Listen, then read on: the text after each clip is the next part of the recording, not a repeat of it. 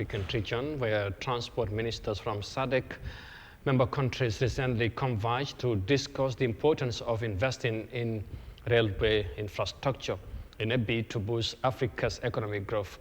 During their deliberation, the transport officials agreed that there is a critical need for modernization and development of integrated transport system with a view to enhance collaboration for the railways of the future.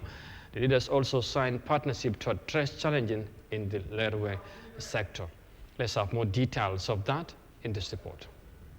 This is one of the biggest rail industry gatherings in the Southern African Development Community, or Sadc region.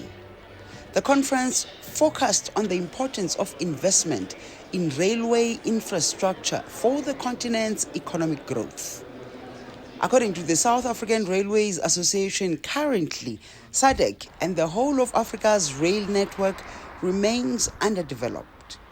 Here in the southern part of Africa, and correctly in Africa, there is now a huge drive, investment, attention into the railway as an industry.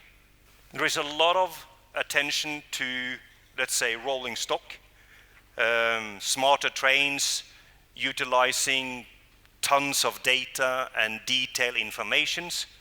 That's all well and good. But it doesn't matter how smart your train is if your infrastructure is not up to speed. You can have the best, the fastest, the most comfortable train, the longest, etc., etc. But if your track conditions are not in place, it doesn't matter. The Sadc leaders in the transport sector at this gathering agree that there's a critical need for modernization and development of integrated transport systems in order to build partnerships for the railways of the future.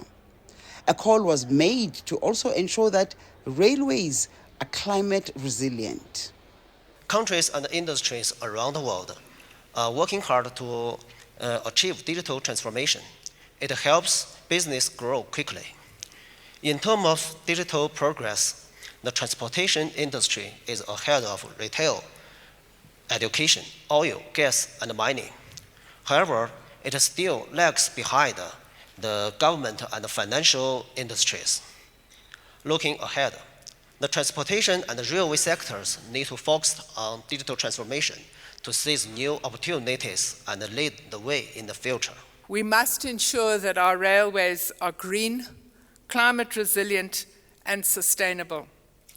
Electrification, hybrid locomotives, and circular economy practices will help us ensure that we meet our climate goals and we protect our network from the extreme weather events that are already wreaking havoc with parts of our network.